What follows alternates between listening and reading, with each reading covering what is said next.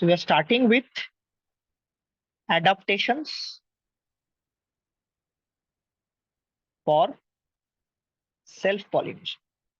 আমরা আজকে পড়বো প্লান্টের কিছু অ্যাডাপ্টেশন কিসের জন্য? সেলফ পলিনেশনের জন্য। Adaptations for self pollination. Adaptations for self pollination, these are actually called as inbreeding devices. এগুলোকে তুমি বলবে ইনব্রিডিং ডিভাইসেস, বা এগুলোকে বলা হয় ইনব্রিডিং কন্ট্রিভেন্সেস। ইনব্রিডিং ডিভাইসেস বা ইনব্রিডিং কন্ট্রিভেন্সেস এগুলো প্লান্ট কেন করে? এগুলো প্লান্ট করে টু এনশিওর সেলফ পলিনেশন। তাকে এনশিওর করার জন্য, সেলফ পলিনেশনকে এনশিওর করার জন্য।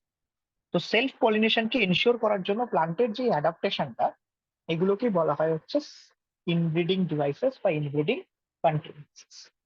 ফার্স্ট যে অ্যাডাপ্টেশনটা আমরা পড়বো সেটাকে বলা হচ্ছে মোনোক্লাইনি। মোনোক্লাইনি কথাটার মানে কি? মোনোক্লাইনি কথাটার মানে হচ্ছে formation of bisexual flower. Plant কি করছে? বাইসেক্সুয়াল ফ্লাওয়ার বানানো শুরু করছে। যদি বাইসেক্সুয়াল ফ্লাওয়ার বানানো প্লান্ট শুরু করে দেয়, তার মানে ইট ইজ কোয়াইট অবভিয়াস, যেরকম তুমি এর ক্লাসিক এক্সাম্পল দেখবে হিবিস্কাস, ঠিক আছে, জবা ফুল, হিবিস্কাস, চায়না রোজ যেটাকে বলা হয়। হিবিস্কাস কালকে আমি পড়ালাম, হিবিস্কাস তোমার মালভেসি ফ্যামিলি থেকে বিলং করে। হিবিস্কাসের ক্ষেত্রে কি হয়? বাইসেক্সুয়াল ফ্লাওয়ার হয়। এবার ফ্লাওয়ার যদি বাইসেক্সুয়াল হয়, তাহলে সেক্ষেত্রে অবশ্যই অটোগ্যামি দেখতে পাওয়া যাবে, ঠিক আছে না? তো এটা হচ্ছে ওয়ান কাইন্ড অফ অ্যাডাপ্টেশন, যেটা দিয়ে প্লান্ট এনশিওর করছে সেলফ পলিনেশন। সেকেন্ড কি? সেকেন্ড হচ্ছে হোমোগ্যামি। হোমোগ্যামি কথাটার মানে কি? হোমোগ্যামি কথাটার মানে হচ্ছে ঠিক যেই সময় মেল গ্যামেটটা বা মেল রিপ্রোডাক্টিভ অর্গানটা ম্যাচিওর করছে, ঠিক একই সময় ফিমেল রিপ্রোডাক্টিভ অর্গানটাও কি হবে? ম্যাচিওর করবে। So there is maturation of male and female reproductive organ. Male and female reproductive organ at the same time. Organs at the same time. তো দুজনেই এক সময় ম্যাচিওর করছে। দুজনে একই সময় ম্যাচিওর করছে মানে যেই সময় পোলেন গ্রেন রিলিজ হচ্ছে সেই সময় স্টিগমাও রিসেপটিভ, ঠিক আছে না? তো যেই সময় পোলেন রিলিজ হচ্ছে, যেহেতু স্টিগমাও সেই সময় রিসেপটিভ, অফকোর্স সেলফ পলিনেশনের চান্সটা অনেক বেশি থাকবে। তার মানে হোমোগ্যামির ক্ষেত্রে there is a clear cut synchronization. এখানটাতে কি থাকবে? There is a clear cut synchrony in pollen release, pollen release and stigma receptivity, ঠিক আছে? মানে যেই সময় পোলেন রিলিজ হচ্ছে সেই সময়টাতে তোমার স্টিগমাও রিসিভ হয়ে গেছে, মানে সরি রিসেপটিভ হয়ে গেছে। তো দেয়ার ইজ এ ক্লিয়ার কাট সিনক্রনি থাকবে, একটা সিনক্রোনাইজেশন থাকবে।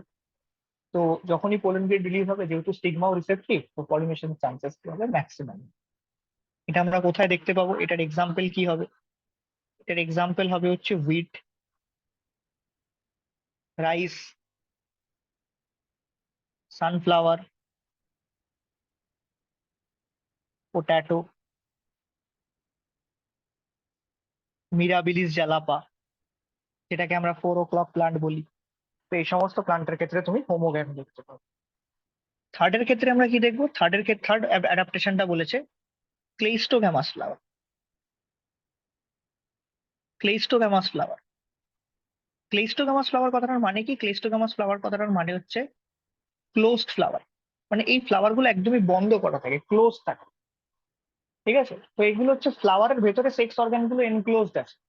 যেহেতু ফ্লাওয়ারের ভেতরে সেক্স অর্গান গুলো এনক্লোজড আছে, এবং এদের ক্ষেত্রে অ্যান্থার এবং stigma they lie very close to each other. যখন অ্যান্থারের ডেহিসেন্স হবে, ঠিক আছে না, তো সেই সময় পোলেন গুলো রিলিজ হবে, and the pollen eventually comes in contact with the stigma, যাতে করে আলটিমেটলি পলিনেশন হবে। এবং বাইরে থেকে পোলেন গ্রেন আসার এখানে চান্স নেই, কারণ কি করে আসবে? ফ্লাওয়ারটাই তো পুরোটা এনক্লোজ, পুরোটাই বন্ধ, ঠিক আছে? সেক্স অর্গান গুলো পুরোটাই ফ্লাওয়ারের ভেতরে এনক্লোজড আছে। তো ক্লেইস্টোগ্যামাস ফ্লাওয়ার্স জেনারেলি অটোগ্যামি শো করবে। ওর জন্যই তোমাদের এনসিইআরটি তে একটা লাইন লেখা আছে, এই ক্লেইস্টোগ্যামি কার অ্যাডাপ্টেশন? সেলফ পলিনেশনের অ্যাডাপ্টেশন। আর cleistogamous flowers are invariably autogamous. NCERT কি বলছে? Cleistogamous flowers are invariably autogamous. এরা কি হবে? সবসময় অটোগ্যামি শো করবে। দে আর ইনভ্যারিয়েবলি অটোগ্যামাস। যদি এক্সাম্পল যদি আমরা দেখি, তাহলে অক্সালিস, ভায়োলা, যার কমন নেম হচ্ছে প্যান্সি, ঠিক আছে, পোমেলিনা, এই সমস্ত ফ্লাওয়ারের ক্ষেত্রে তুমি ক্লেইস্টোগ্যামি দেখতে পাবে। এবার এরা যেহেতু ক্লেইস্টোগ্যামি করছে, মানে ক্লেইস্টোগামাস ফ্লাওয়ার তৈরি করছে, তো এদের ক্ষেত্রে সেলফ পলিনেশনের চান্স অফকোর্স বেশি। এবং সেলফ পলিনেশনের চান্স বেশি হওয়াতে কি হচ্ছে, এরা ইনব্রিডিং ডিপ্রেশনে সাফার করছে। আমি গতকাল পড়াচ্ছিলাম যে একটা প্লান্ট যদি বারবার বারবার generation after generation self pollination করতে থাকে, যেখানে বাইরে থেকে কোনো ক্যারেক্টার আসে না, সেক্ষেত্রে প্লান্ট একটা ডিজিজে সাফার করে, যে ডিজিজটাকে আমরা বলি হচ্ছে ইনব্রিডিং ডিপ্রেশন। তাহলে এখানটাতে প্লান্টও ইনব্রিডিং ডিপ্রেশনে সাফার করবে।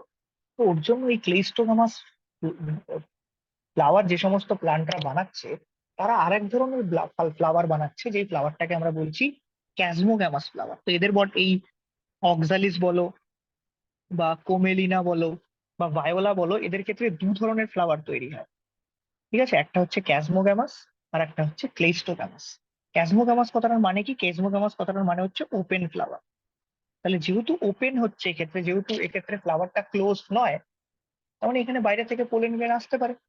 বাইরে থেকে যদি পোলেন গ্রেন আসে, তাহলে এখানে পলিনেশন হবে, তাই না? তার মানে ক্যাসমোগামাস ফ্লাওয়ার কি ধরনের পলিনেশনের অ্যাডাপ্টেশন?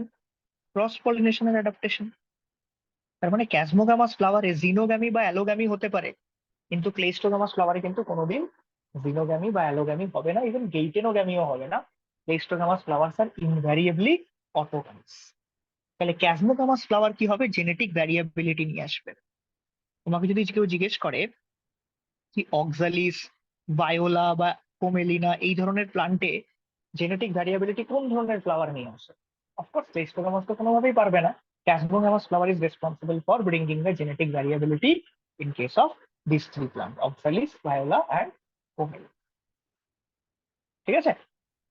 তাহলে এরা দু ধরনের ফ্লাওয়ার তৈরি করে, একটা ওপেন ফ্লাওয়ার, একটা ক্লোজড ফ্লাওয়ার। যেটা ক্লোজড ফ্লাওয়ার তৈরি করছে সেটা ক্রস পলিনেশনের, সরি, সেটা সেলফ পলিনেশনের অ্যাডাপ্টেশন। আর যেটা ওপেন ফ্লাওয়ার তৈরি করছে সেটা ওই ইনব্রিডিং ডিপ্রেশনটাকে ওভারকাম করার জন্য, এটা ক্রস পলিনেশনের অ্যাডাপ্টেশন। ফোর্থ যেটা বলেছে সেটা হচ্ছে তোমার বাট পলিনেশন। ফোর্থ কন্ডিশনটাকে বলা হচ্ছে but pollination, beauty but pollination,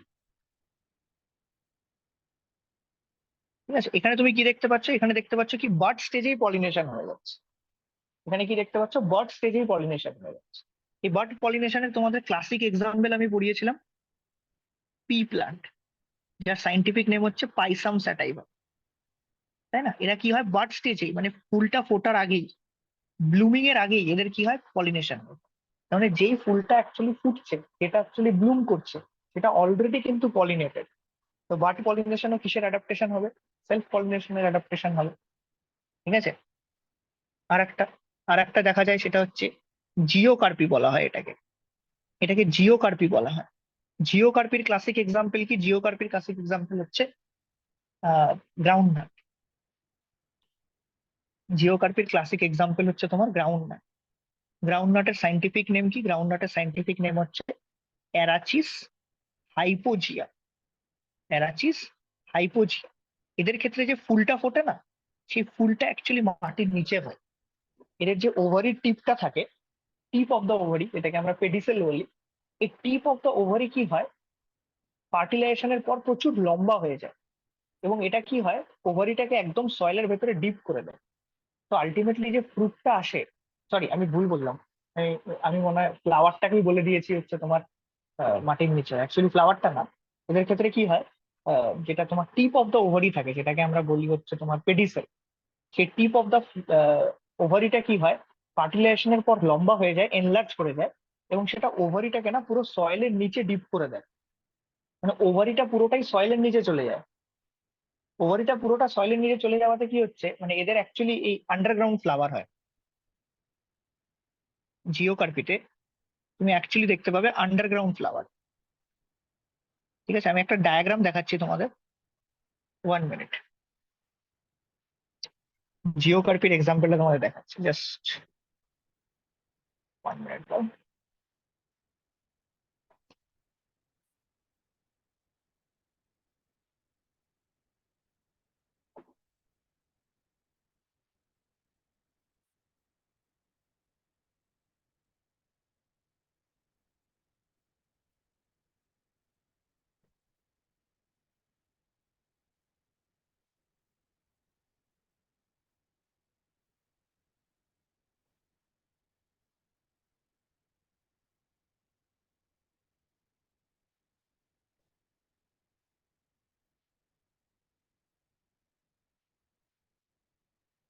দেখো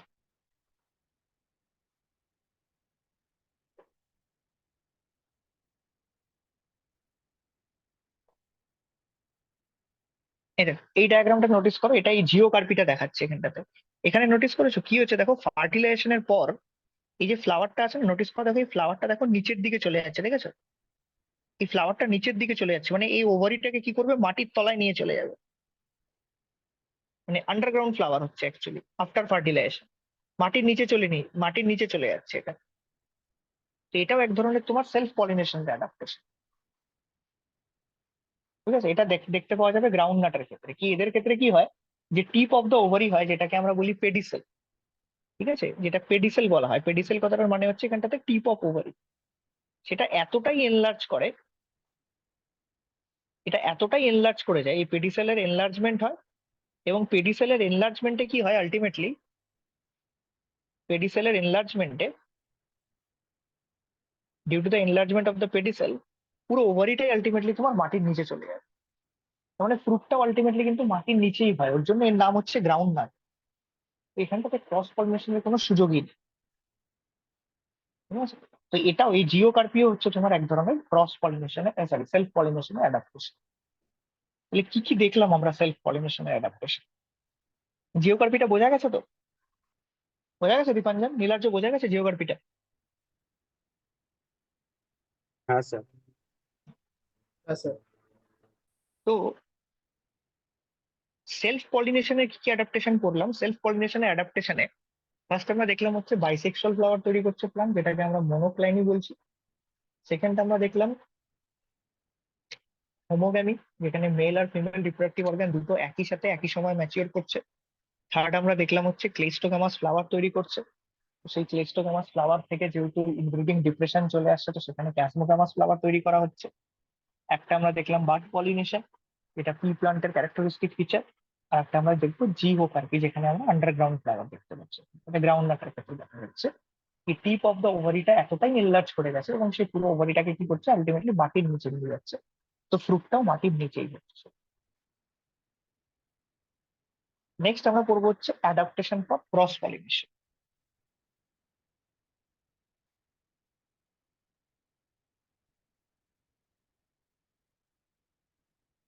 অ্যাডাপ্টেশনস ফর ক্রস পলিনেশন,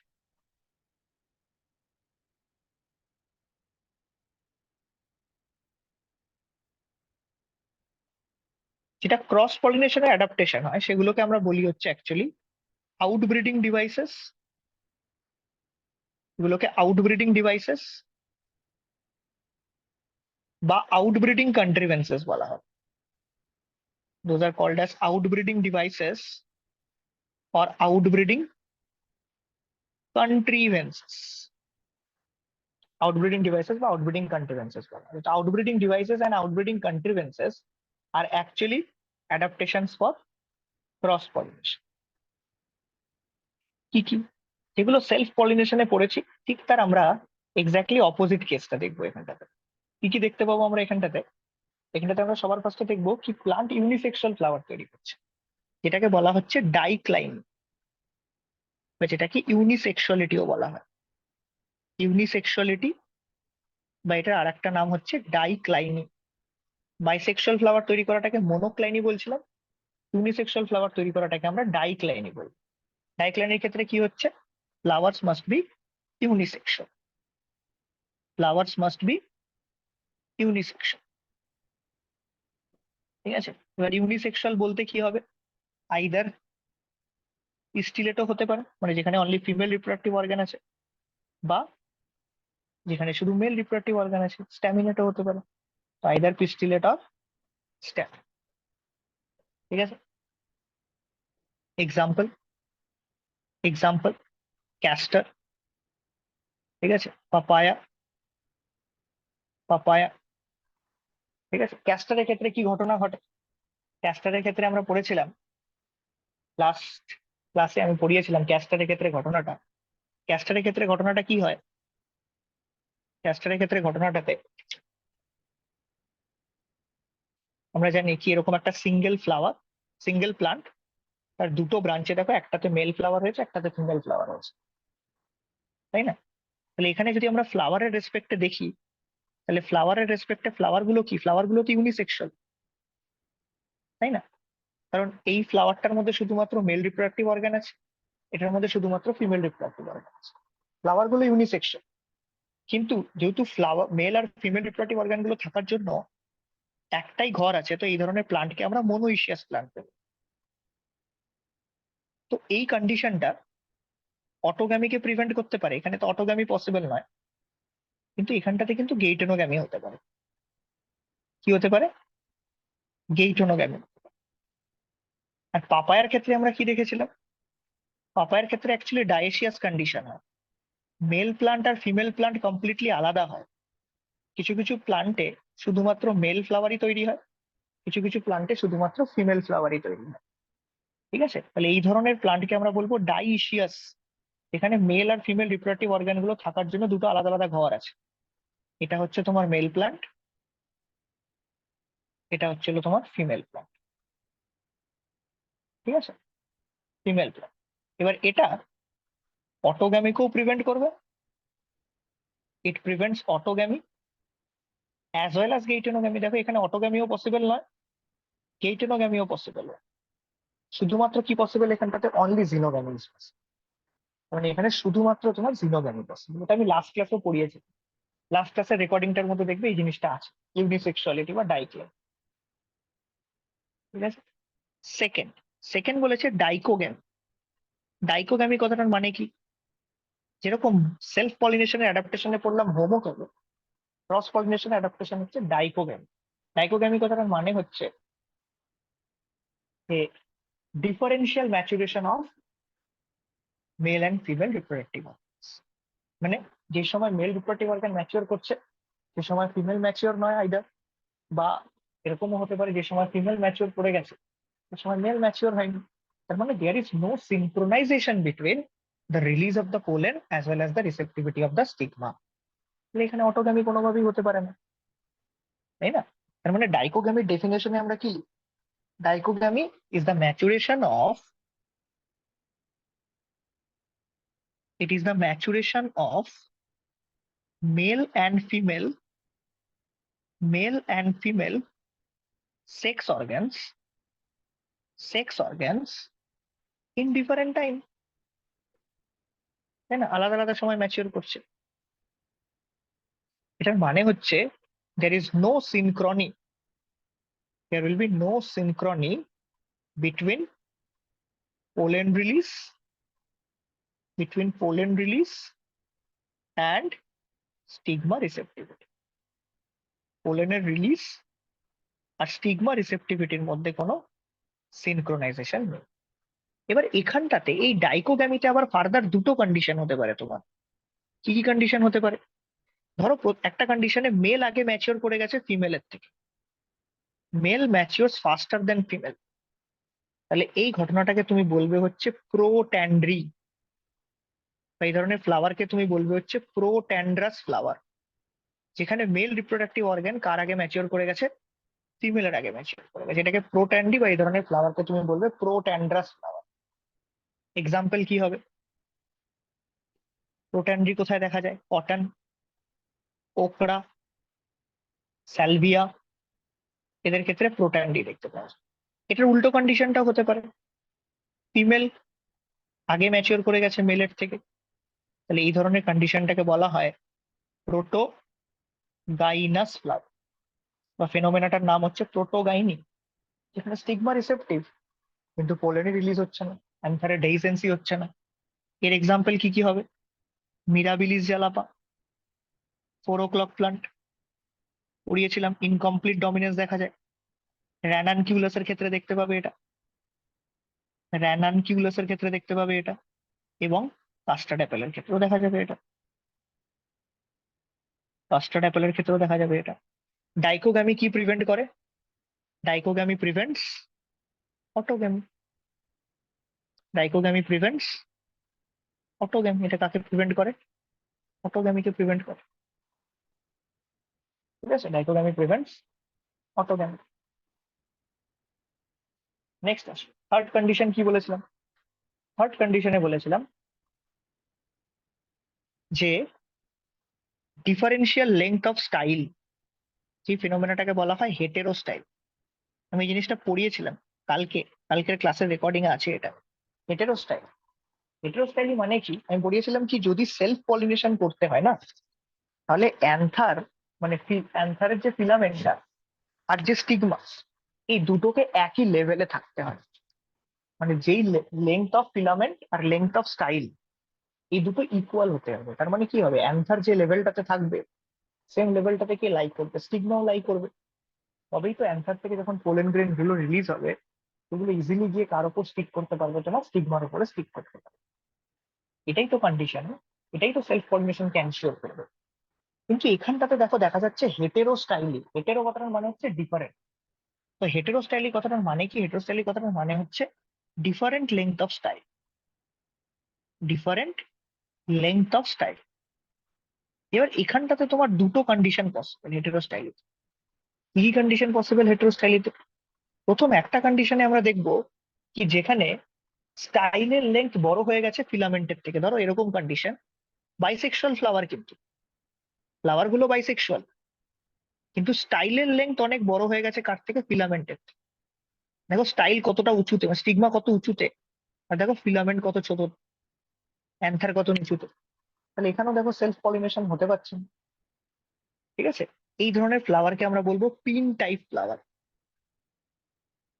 আর একটা হতে পারে তোমার এর কমপ্লিটলি অপোজিট, এটা থ্যালামাস, যেখানে আমরা দেখবো স্টাইলের লেংথটা ছোট আর তার থেকে অনেক উঁচুতে লাই করছে হচ্ছে তোমার অ্যান্থার,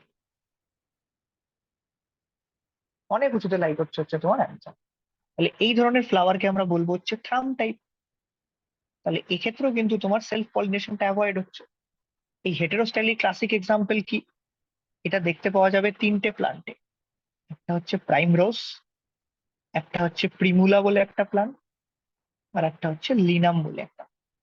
তো প্রাইম রোজ, প্রিমুলা এবং লিনাম, এই তিনটে প্লান্টে তুমি হেটেরোস্টাইলিক দেখতে পাবে। তাহলে আমাকে একটা জিনিস বলো, হেটেরোস্টাইলিক কি ধরনের ব্যারিয়ার হবে? এটা একটা জেনেটিক্যাল ব্যারিয়ার, এটা একটা মেকানিক্যাল ব্যারিয়ার, না এটা একটা মরফোলজিক্যাল ব্যারিয়ার? বুদ্ধি করে অ্যান্সার দেবে। জেনেটিক্যাল ব্যারিয়ার, না মেকানিক্যাল ব্যারিয়ার, না মরফোলজিক্যাল ব্যারিয়ার? ভালো করে বলো। Heterostyly which type of barrier? Morphological বলো barrier. দীপান্না। হ্যাঁ বলো, কি ধরনের হবে? Morphological barrier. Morphological barrier. Heterostyly কিন্তু এখানটাতে এক ধরনের মরফোলজিক্যাল ব্যারিয়ার হিসেবে কাজ করে। দেখো প্লান্ট মরফোলজি, মরফোলজিতে চেঞ্জ হচ্ছে, জন্য মরফোলজি আলাদা, এটা মরফোলজিক্যাল ব্যারিয়ার হিসেবে কাজ করছে। ঠিক আছে, এই কোশ্চেনটা এসেছিল একবার, মোস্ট প্রবাবলি এটা 2006 কি 2007 এসেছিল। এটা এক ধরনের মরফোলজিক্যাল ব্যারিয়ার হিসেবে কাজ করে। নেক্সট, ফোর্থ, ফোর্থ এর ক্ষেত্রে বলছে যেটা, সেটা হচ্ছে হার্কোগ্যামি। হার্কোগ্যামির ক্ষেত্রে কি হয়? হার্কোগ্যামির ক্ষেত্রে না, ইন কেস অফ হার্কোগ্যামিতে যদি তুমি দেখো, তাহলে এটা ফ্লাওয়ার গুলো কিন্তু বাইসেক্সুয়াল। হ্যাঁ, ধরো এটা থ্যালামাস, থ্যালামাসের উপর এটা স্টিগমা, স্টাইল এন্ড ওভারি, এটা হচ্ছে তোমার অ্যান্থার, ফিলামেন্ট। ঠিক আছে, ফ্লাওয়ারটা বাইসেক্সুয়াল আছে হার্কোগ্যামিতে, ফ্লাওয়ারটা bisexual. Flower is bisexual, still এখানে অটোগ্যামি হচ্ছে না। তার কারণ কি? তার কারণ হচ্ছে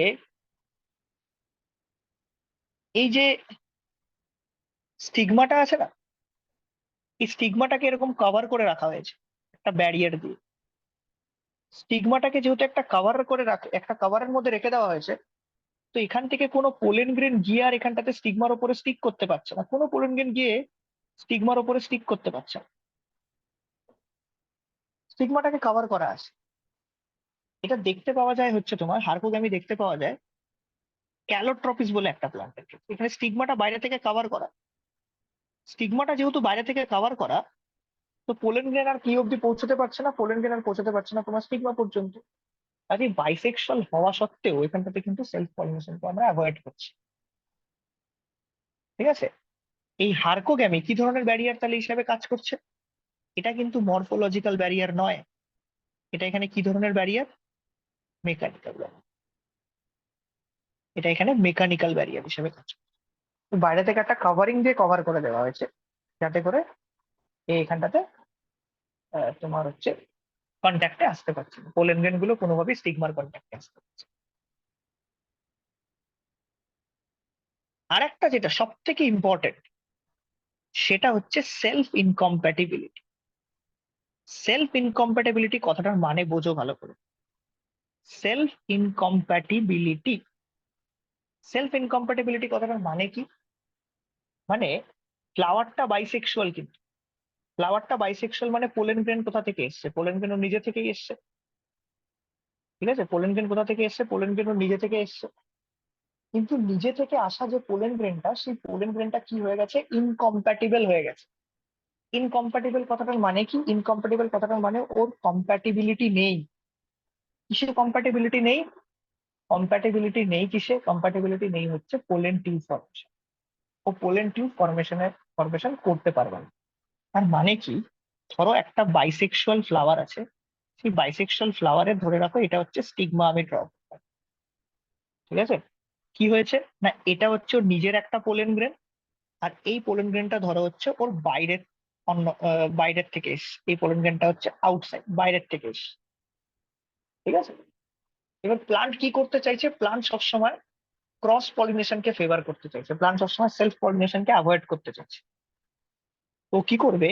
নিজের থেকে আসা যে পোলেন গ্রেনটা না, এই পোলেন গ্রেনটাকে বলে দেবে তুই ইনকম্প্যাটিবল। যদি ও এখানটাতে ইনকম্প্যাটিবল হয়, ওইখানটাতে ইনকম্প্যাটিবল হলে এখান থেকে ও এই যে পোলেন টিউবের গ্রোথটা, এই গ্রোথটা রেস্ট্রিক্টেড হয়ে যাবে, এই গ্রোথ আর হতে পারবে না। রাদার বাইরে থেকে আসা যে পোলেন গ্রেনটা, সেটাকে বানিয়ে দেবে কম্প্যাটিবল। সেটাকে যদি কম্প্যাটিবল বানায়, তাহলে এখান থেকে ইজিলি পোলেন টিউব জার্মিনেট করতে পারবে, ইজিলি পোলেন টিউবের গ্রোথ হবে, ইজিলি পোলেন টিউবের গ্রোথ হবে। রাইট?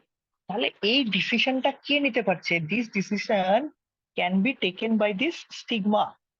এখানে এই যে পোলেন আর এই যে স্টিগমা, তার মধ্যে একটা কন্টিনিউয়াস কেমিক্যাল ডায়লগ হয়। কেমিক্যাল ডায়লগ কথাটার মানে কি? মানে কন্টিনিউয়াস নিজেদের মধ্যে একটা কেমিক্যাল ইন্টারাকশন চলে। এই পোলেন কিছু কেমিক্যাল সিক্রিট করবে, স্টিগমা কিছু কেমিক্যাল সিক্রিট করবে, অ্যান্ড আলটিমেটলি এই কেমিক্যাল ডায়লগের পরে স্টিগমা বুঝতে পারে কি whether the pollen it is of correct type or it is of wrong type. যেটা কারেক্ট টাইপের পোলেন, শুধুমাত্র সেটাকেই ও আগে পোলেন টিউব ফরমেশন করে আগে যেতে দেবে। যদি সেটা রং টাইপের পোলেন হয়, তাহলে সেটাকে আরো আগে যেতে দেবে না। এই প্রসেস, এই প্রসেসটাকে বলা হয় সেলফ ইনকম্প্যাটিবিলিটি।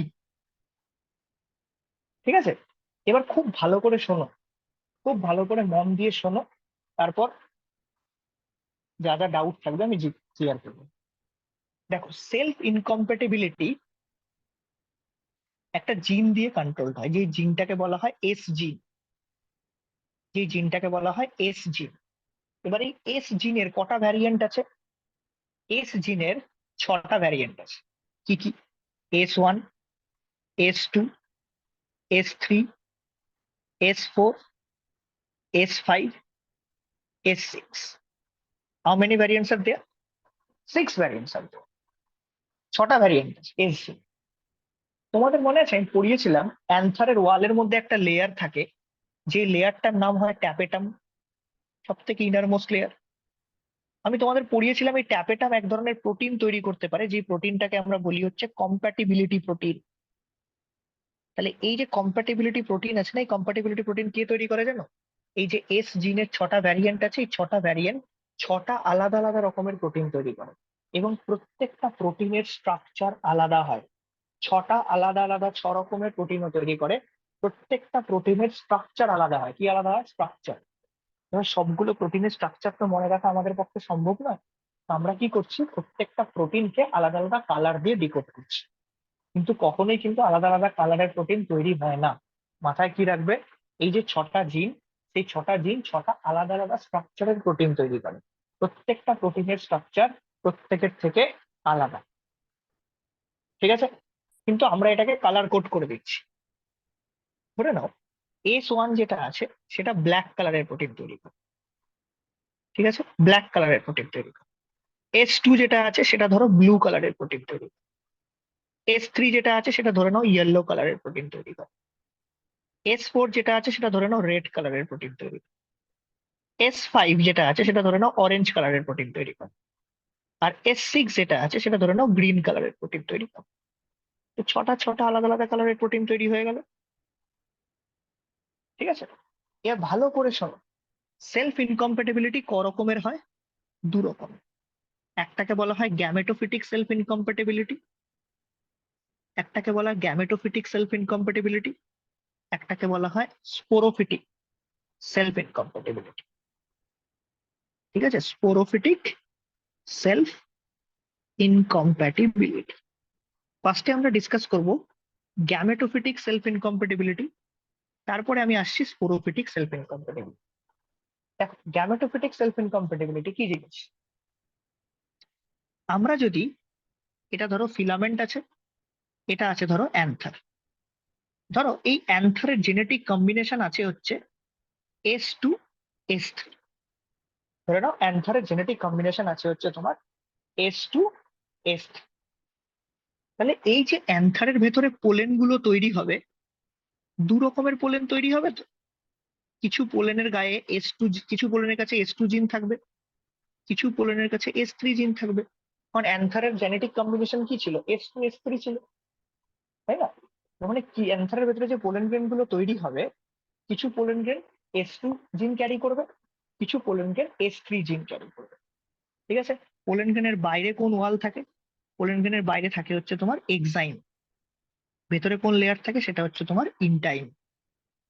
বাইরে থাকে এক্সাইম, ভেতরে থাকে হচ্ছে তোমার ইনটাইম। এবার যদি পোলেন S2 টাইপের জিন ক্যারি করে, তাহলে ওর কোন কালারের প্রোটিন তৈরি করা উচিত? ওর ব্লু কালারের প্রোটিন তৈরি করা উচিত। এবং এই যে ব্লু কালারের প্রোটিনটা, সেই ব্লু কালারের প্রোটিনটা ওর কোন লেয়ারের মধ্যে থাকবে? ওর এরকম ইনটাইন লেয়ারের মধ্যে থাকবে। দেখো এই ভেতরের লেয়ারে আমি ড্র করলাম এই ব্লু কালারের প্রোটিন, দেখতে পেলে? এই যে এগুলো হচ্ছে সেই ব্লু কালারের প্রোটিন, ইনটাইন লেয়ারের মধ্যে আছে। খালি মাথায় রাখবে গ্যামেটোফিটিক সেলফ ইনকম্প্যাটিবিলিটিতে এই যে প্রোটিন গুলো তৈরি হয়, সেই প্রোটিন গুলো কোন লেয়ারের মধ্যে থাকে? ইনটাইন লেয়ারের মধ্যে থাকে। এগুলো হচ্ছে প্রোটিনস। আর যেগুলোর মধ্যে S3 জিন আছে, তাদের মধ্যে কোন কালারের প্রোটিন তৈরি হবে? অফকোর্স ইয়েলো কালারের প্রোটিন তৈরি হবে। এই যে ইয়েলো কালারের প্রোটিন তৈরি হয়েছে, এবং সেই ইয়েলো কালারের প্রোটিন গুলো দেখো এখানটা তো কোন লেয়ারের মধ্যে আছে? ইনটাইন লেয়ারের মধ্যে আছে। এবার যদি আমি স্টিগমার কথা চিন্তা করি, তাহলে স্টিগমার মধ্যেও তো কিছু জেনেটিক কম্বিনেশন আছে। ধরে নাও স্টিগমার মধ্যে যে জেনেটিক কম্বিনেশনটা আছে সেটা হচ্ছে, ধরে নাও S6S3। ধরে নাও স্টিগমার মধ্যে যে জেনেটিক কম্বিনেশনটা আছে সেটা হচ্ছে S6S3। যদি S6S3 কম্বিনেশন থাকে, তাহলে স্টিগমা কত রকম কালারের প্রোটিন তৈরি করতে পারবে? দু রকম কালারের প্রোটিন তৈরি করতে পারবে। S6 মানে কিছু প্রোটিন কি কালারের তৈরি করবে? স্টিগমা এরকম গ্রিন কালারের কিছু প্রোটিন তৈরি করবে, এরকম কিছু প্রোটিন তৈরি করবে। S6 মানে কোন কালারের প্রোটিন তৈরি করছে? গ্রিন কালারের প্রোটিন তৈরি করছে। কিছু প্রোটিন তৈরি করবে S3 মানে হচ্ছে এখানটাতে ইয়েলো কালারের প্রোটিন তৈরি করবে। দেখো কিছু প্রোটিন এরকম ইয়েলো কালারেরও তৈরি হচ্ছে। তো এই দুটো কালারের প্রোটিন তৈরি করেছে,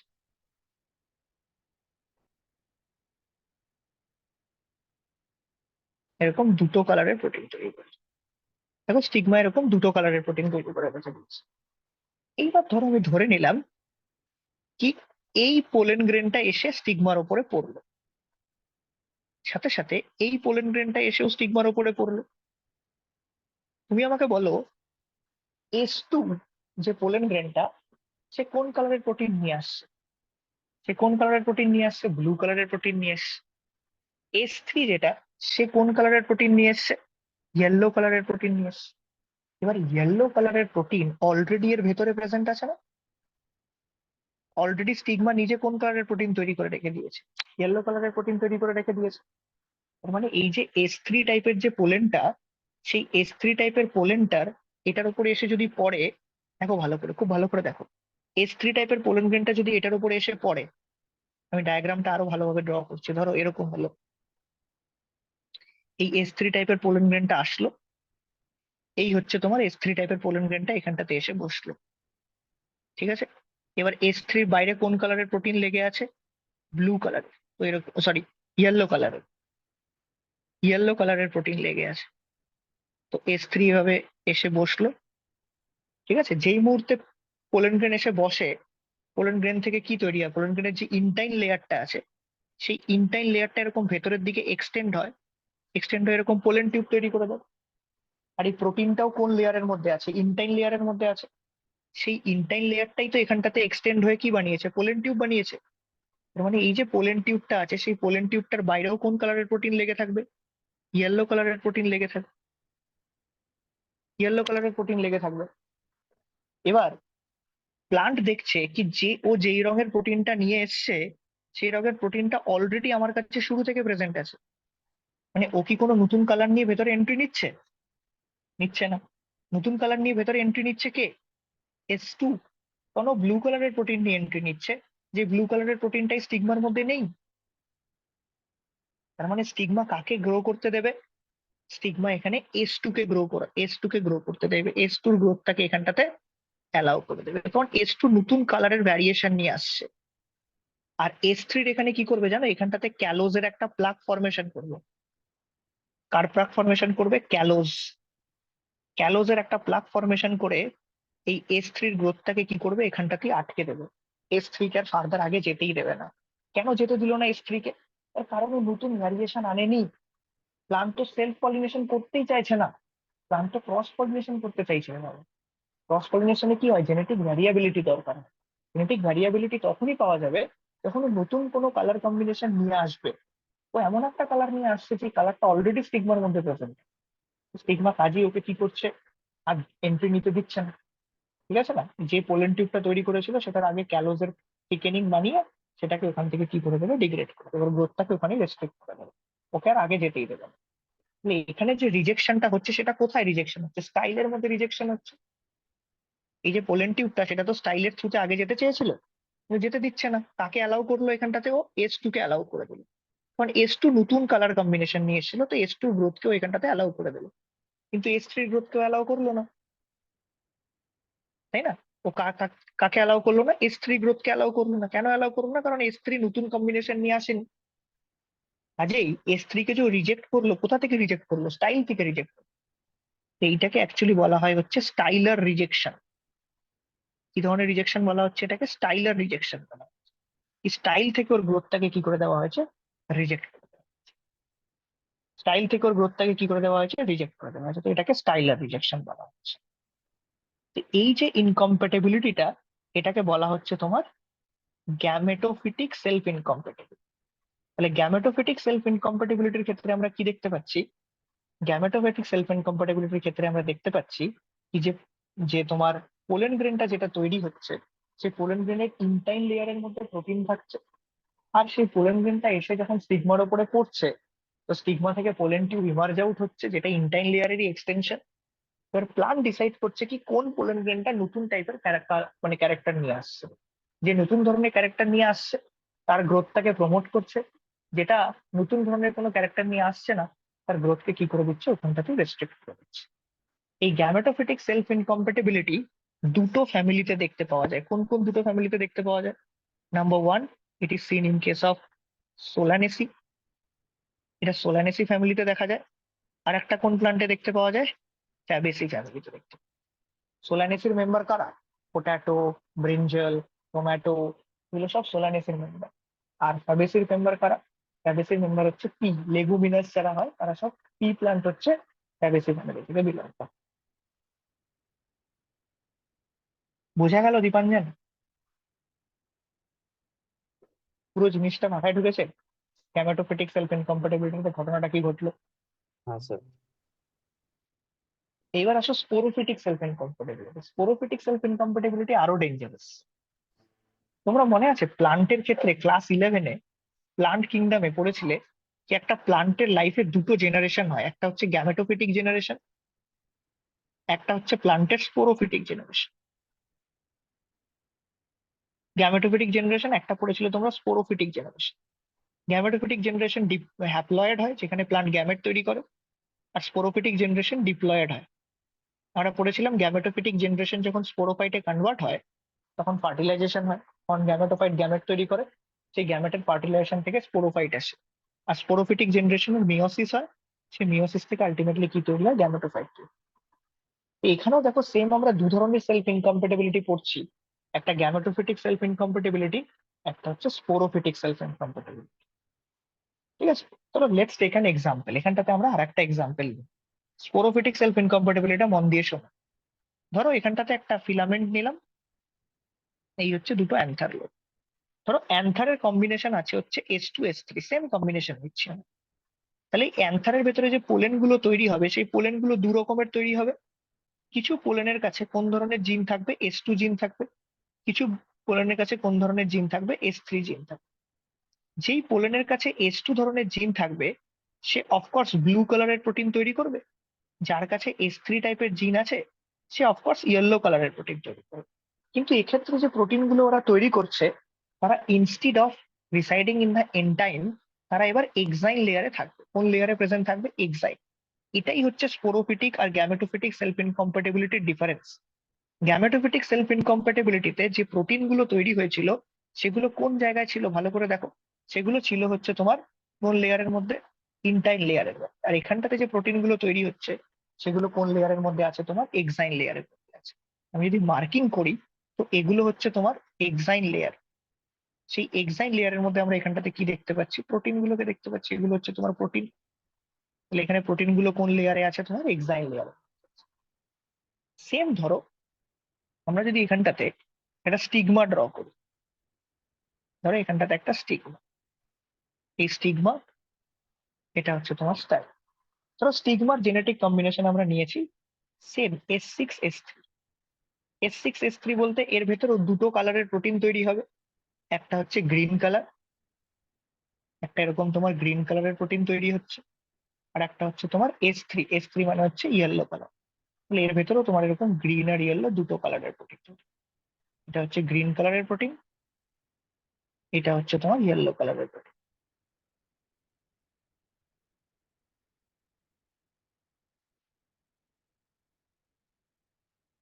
দেখো গ্রিন আর ইয়েলো দুটো কালারের প্রোটিন তৈরি।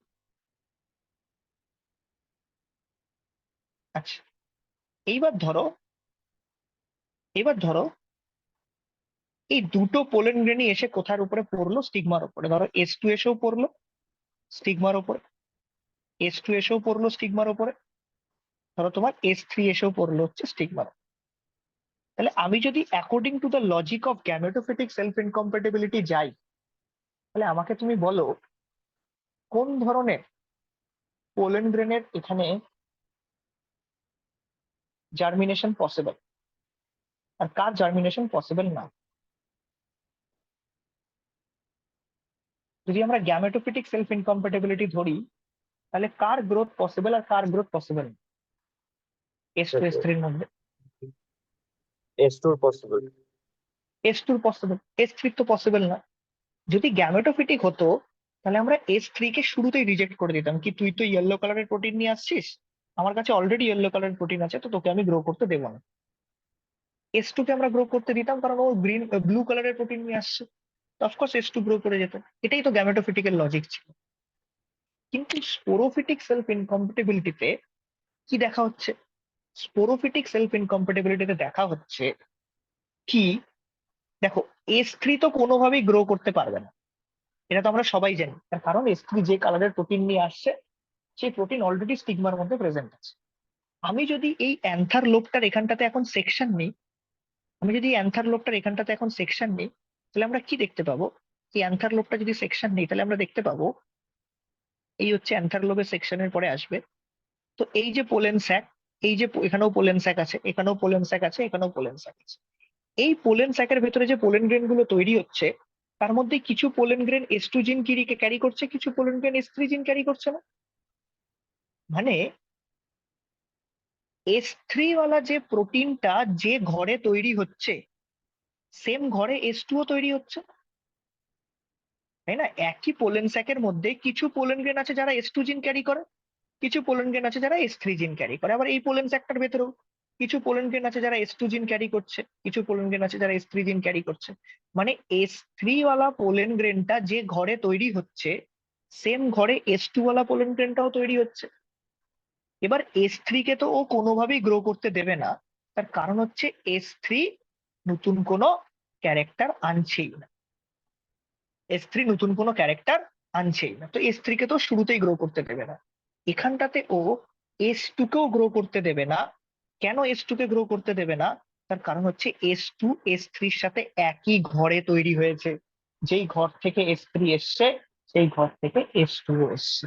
মানে মনে করো একই বাড়ির দুটো ভাই, একই ঘরের দুটো ছেলে, একই বাড়ির দুই ভাই, ঠিক আছে? একই বাড়ির দুই ভাই এসছে, তো যেই বাড়িটাতে এ থাকে, সেম বাড়িটাতে এও তো থাকে। তো যেহেতু S2 একই ঘরে তৈরি হচ্ছে S3 সাথে, কাজে এখানটাতে S2 টাকেও গ্রো করতে দেওয়া যাবে না। এবং এখানটাতে নোটিস করে দেখো, এখানকার যে রিজেকশনটা হচ্ছে, সেটা কিন্তু এই স্টিগমা থেকেই রিজেকশন হয়ে যাচ্ছে। এখানে কিন্তু পোলেন টিউব ফর্ম করতে দেয়নি। কোথা থেকে রিজেকশন হয়ে গেছে? স্টিগমা থেকেই রিজেকশন হয়ে গেছে। তো এই ধরনের রিজেকশনকে আমরা বলবো হচ্ছে stigmatic rejection. It will be called as stigmatic rejection. আমাকে একটা জিনিস বলো, তাহলে স্টাইলার রিজেকশন আর স্টিগম্যাটিক রিজেকশন কোনটার মধ্যে স্ক্রুটিনাইজেশন বেশি হচ্ছে? কোনটাতে স্ক্রিনিং বেশি হচ্ছে? কোনটা বেশি স্ট্রিক্ট? স্টিগম্যাটিক রিজেকশন বেশি স্ট্রিক্ট না স্টাইলার রিজেকশন বেশি strict? Pragmatic rejection.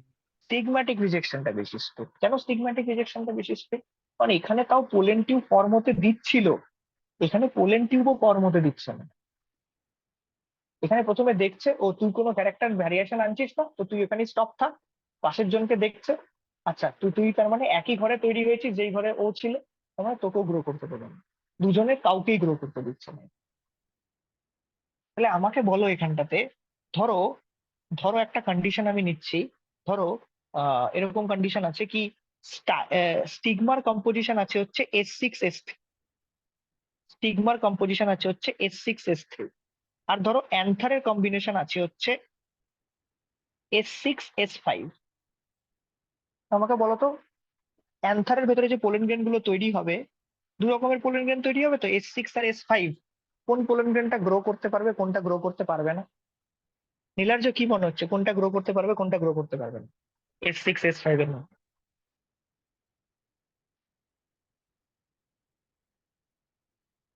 Out of S6 and S5 কোনটা গ্রো করতে পারা উচিত, কোনটা গ্রো করতে পারা উচিত নয়? স্পোরোফিটিকে, স্পোরোফিটিকে।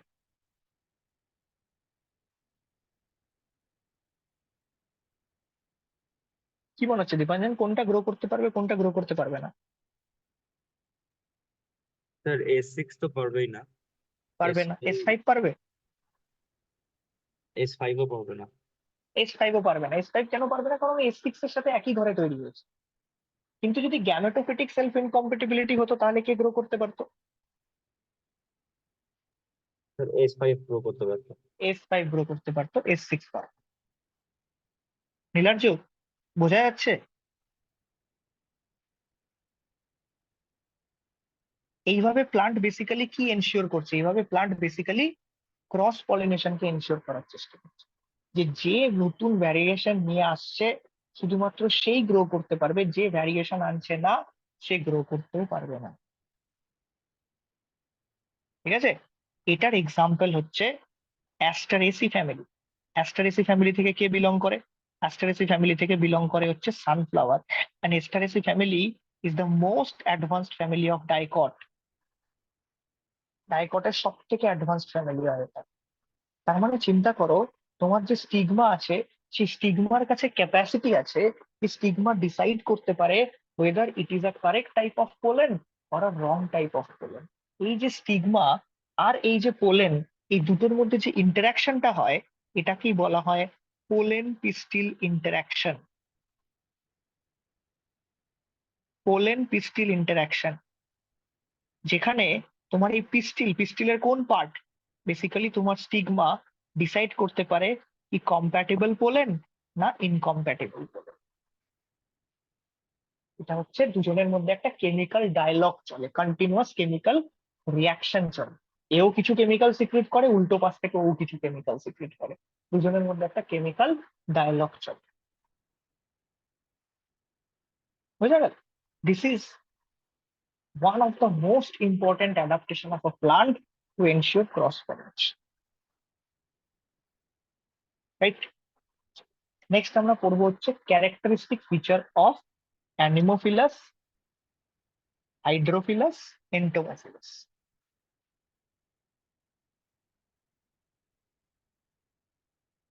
স্টার্ট করছি with অ্যানিমোফিলাস।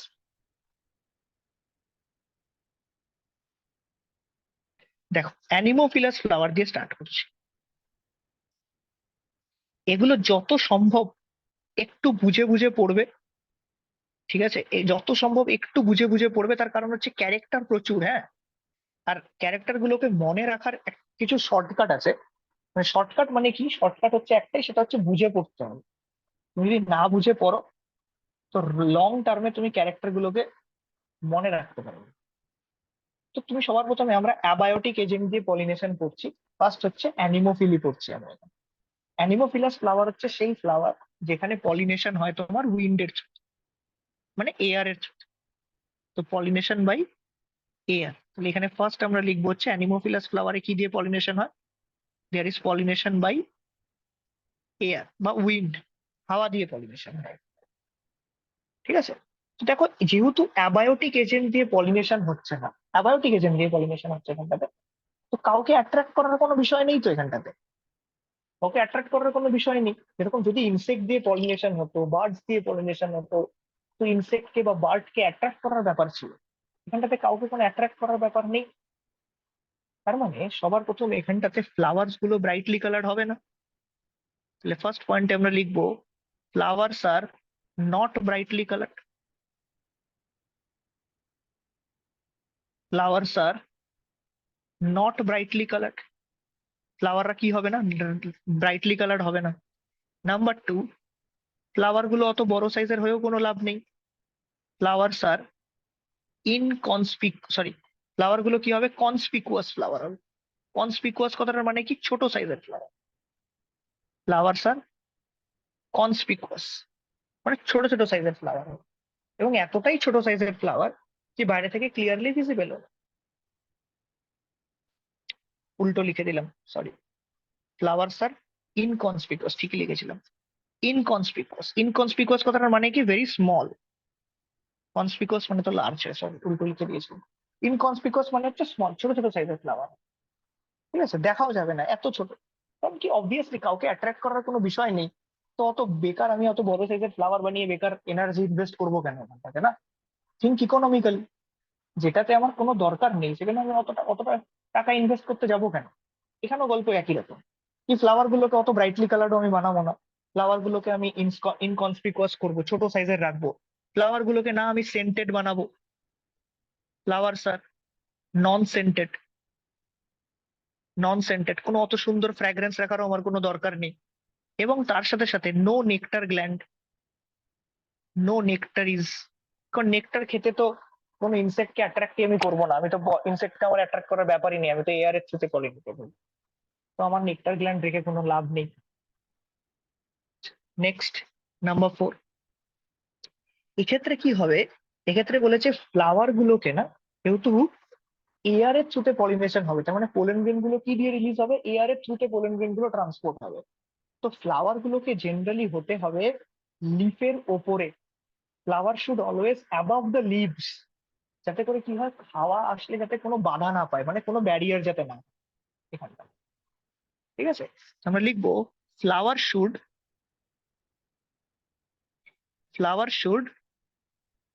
always above the leaves to avoid any barrier,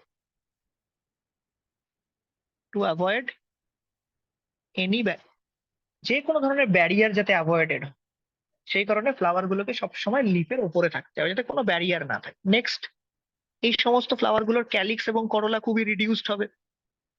তো রিডিউসড কেলিক্স অ্যান্ড করোলা, ঠিক আছে, রিডিউসড কেলিক্স অ্যান্ড করোলা যেটা বলছিলাম কি অত ব্রাইটলি কালার হবে না পেটালস গুলো, কেলিক্সও রিডিউসড হবে, কারণ ব্রাইটলি কালার করে কোনো লাভ নেই। আচ্ছা, এই সমস্ত ফ্লাওয়ার গুলোর অ্যান্থার যেগুলো হবে না, ফ্লাওয়ার্স হ্যাভ ভার্সেটাইল অ্যান্থার। তোমাকে এটা আমি শুরুর দিন পড়িয়েছিলাম ক্লাসে, ফার্স্ট ক্লাসে পড়িয়েছিলাম আমি এটা। ভার্সেটাইল অ্যান্থারের আমি ডায়াগ্রামও ড্র করেছিলাম। ভার্সেটাইল অ্যান্থারের ক্ষেত্রে কি হয়, অ্যান্থার লোব গুলো একটু লার্জ সাইজের হয়, এরকম অ্যান্থার লোব গুলো এরকম লার্জ সাইজের হয়। এরকম লার্জ সাইজের অ্যান্থার লোব গুলো হওয়াতে কি হবে, চাই এদিক থেকে হাওয়া আসুক কি এদিক থেকে হাওয়া আসুক, যেদিক থেকে হাওয়া আসুক না কেন, এখান থেকে ইজিলি পোলেন গ্রেন গুলো ডিসপার্সড হতে পারবে, এবং পোলেন গ্রেন গুলো ডিসপার্সড হয়ে এখান থেকে ইজিলি ডিসপার্সড হয়ে পোলেন গ্রেন গুলো হাওয়াতে কি হবে, ট্রান্সপোর্টেড হবে। হাওয়াতে ট্রান্সপোর্টেড হয়ে এগুলো ইজিলি স্টিগমার উপরে গিয়ে স্টিক করতে পারে। তখন সবসময় ভার্সেটাইল অ্যান্সার হবে, যাতে সেখান থেকে ইজিলি পোলেন গ্রেন গুলো রিলিজ হতে পারে। ঠিক আছে, নেক্সট, পোলেন গ্রেন গুলোর এবার প্রপার্টি কি হবে। দেখো, এখানে যে পোলেন গ্রেন গুলো আছে না, যেহেতু হাওয়াতে ট্রান্সপোর্ট হবে, তার মানে pollen grain must be very light weight. Pollen grain গুলোকে কি হতে হবে, খুবই একদম লাইট ওয়েটেড হতে হবে। ঠিক আছে, ডাস্টি হতে হবে অ্যাকচুয়ালি, ডাস্টি হতে হবে অ্যাকচুয়ালি, লাইট ওয়েটেড। ডাস্টি বা যেটাকে আমরা বলি হচ্ছে পাউডারি, একদম গুঁড়োর মতো। ড্রাই হতে হবে, ড্রাই হতে হবে যাতে হালকা হয়। ঠিক আছে, মানে হালকা হয়, বা তুমি লিখতে পারো নন ওয়েটেবল, নন ওয়েটেবল, বা তুমি লিখতে পারো আনওয়েটেবল, আনওয়েটেবল পোলেন হতে হবে। আচ্ছা, নন ওয়েটেবল বা আনওয়েটেবল পোলেন হতে হবে। এবং তার সাথে সাথে এখানে মনে রাখবে কি কিছু কিছু ক্ষেত্রে আমরা পোলেন গ্রেন গুলোতে না উইংসও দেখতে পাবো। They may have wings, they may have wings. এবার উইং মানে কি, সত্যিকারের কি উইং থাকে না। উইং মানে কি হয়, এদের যে আউটার মোস্ট লেয়ারটা হয় না এক্সাইন, ওটাই একটু ইনফ্লেটেড হয়ে যায়, একটু ফুলে যায়। তো সেই ইনফ্লেটেড এক্সাইনটাকে উইং বলা হয়। তোমাকে যদি জিজ্ঞেস করে কি উইং ওয়ালা পোলেন কার দেখা যায়, এক্সাম্পল লিখে রাখবে পাইন। ঠিক আছে, পাইন। ওর জন্য দেখবে কোনোদিন যদি তুমি পাইন গাছ দেখো, পাইন গাছের আশপাশে যে ফ্লাওয়ার গুলো থাকে, মানে পাইন গাছের আশপাশটা দেখবে না পুরো একদম একটা মনে হচ্ছে কি হলুদ চাদরে পুরো একদম কেউ ঢেকে দিয়েছে, পাইন গাছের আশপাশটা দেখলে মনে হবে। ওগুলো অ্যাকচুয়ালি কিছু না, ওগুলো হচ্ছে ওর অ্যাকচুয়ালি পোলেন। ওই যে পাইন গাছের আশপাশে ওই একটা হলুদ রঙের যে একদম মানে মনে হচ্ছে কেউ হলুদ চাদরে ঢেকে দিয়েছে, ওটাকে সালফার ক্লাউড বলা হয়। সালফার ক্লাউড বলা হয় ওটা। একদম মনে হচ্ছে দেখে পুরো কেউ হলুদ চাদর দিয়ে ঢেকে দিয়েছে, ওগুলো পোলেন। উইংস থাকে, উইংস মানে ওদের এক্সাইনটা ইনফ্লেটেড হয়ে যায়, ফুলে যায়। আচ্ছা, নেক্সট, পোলেন গ্রেন গুলোর আরেকটা পয়েন্ট লেখা ভুলে গেলাম, পোলেন গ্রেন গুলোকে হতে হবে এখানটাতে নন স্টিকি। কারণ দেখো, পোলেন গ্রেন যদি স্টিকি হয়ে যায় না, তাহলে এরা যে কোনো জায়গায় চিপকে যাবে, এয়ারের থ্রুতে ট্রান্সপোর্ট হতে হতে যে কোনো জায়গায় চিপকে যাবে, নন স্টিকি নেচারের হতে হবে। আচ্ছা, এবার যদি আমরা স্টিগমার প্রপার্টি বলি, এই স্টিগমাকে কি হতে হবে, সবার প্রথম তো হতে হবে স্টিগমাকে এক্সপোজড, সবার প্রথম হতে হবে স্টিগমাকে এক্সপোজড, সবার ওপরের লেভেলে থাকতে হবে যাতে পোলেন গ্রেন আসা মাত্রই ট্র্যাপ করে নিতে পারে। ঠিক আছে, স্টিকি হতে হবে, হেয়ারি হতে হবে, বা যেটাকে আমরা বলি হচ্ছে ফেদারি স্টিগমা। এক্সপোজড, স্টিকি, হেয়ারি বা ফেদারি স্টিগমা দেখতে পাওয়া যাবে এখানে, যাতে ওরা easily air born pollen grain গুলোকে ট্র্যাপ করে নিতে পারে। নাম্বার 9, 9 পয়েন্টে আমরা কি লিখবো, কি এখানটাতে যেহেতু দেখো প্লান্ট গুলো না তো, নাম্বার 1 না তো তোমার ব্রাইটলি কালার্ড হচ্ছে পেটালস গুলো, ঠিক আছে, না তো ফ্লাওয়ার গুলো বড় সাইজের হচ্ছে, না তো ওরা ফ্র্যাগনেন্স আছে, না তো কোনো নেকটার গ্ল্যান্ড তৈরি করছে, না তো এডিবল পোলেন গ্রেন বানাচ্ছে।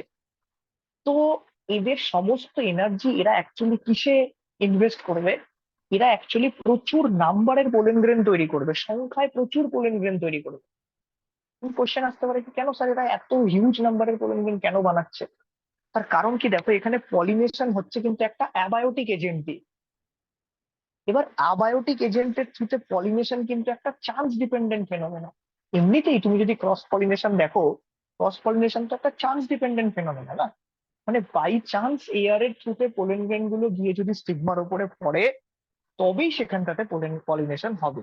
তুমি কি 100% অ্যাসুরেন্সের সাথে আমাকে বলে দিতে পারো কি স্যার এই যে আমি বাতাসের মধ্যে পোলেন গ্রেন গুলো ছেড়ে দিলাম হাওয়ার মধ্যে, এগুলো গিয়ে স্টিগমার উপরে 100% পড়বেই পড়বে, পার্টিকুলারলি তাও আবার ওই ফ্লাওয়ারটার ওই স্টিগমাটার উপরে নাও পড়তে পারে, তাই না? তো একে তো চান্স ডিপেন্ডেন্ট ফেনোমেনা, তার উপরেও যদি এরা কম সংখ্যায় পোলেন গ্রেন তৈরি করে, তাহলে কি হচ্ছে? তাহলে ও পলিনেশনের চান্সটাকে অনেকটাই মিনিমাইজ করে দিচ্ছে, তাই না? এখানে পলিনেশনের চান্সটাকে ম্যাক্সিমাইজ করার জন্য they actually produce huge number of pollen. এরা সংখ্যায় প্রচুর প্রচুর পোলেন তৈরি করবে। তো এটাও হচ্ছে একটা ইম্পর্টেন্ট ক্যারেক্টারিস্টিক ফিচার, ঠিক আছে? Their pollen grains their pollen grains must be in very large number, in very large number. এরা সংখ্যায় প্রচুর পোলেন গ্রেন তৈরি করবে। যেরকম আমি যদি এক্সাম্পল বলি, এক্সাম্পলের ক্ষেত্রে বলেছে ওয়ান ফ্লাওয়ার অফ ক্যানাবিস, ক্যানাবিসের একটা flower, one flower of cannabis produces 5 lakh pollen. ক্যানাবিসের একটা flower near about 5 lakh pollen grain তৈরি করতে, near about 5 lakh pollen grain তৈরি করতে পারে, 5 লাখ পোলেন গ্রেন তৈরি করতে পারে। এবং এই কারণেই অ্যানিমোফিলাস ফ্লাওয়াররা কি কজ করে? অ্যানিমোফিলাস ফ্লাওয়াররা কজ করে হচ্ছে পোলেন অ্যালার্জি।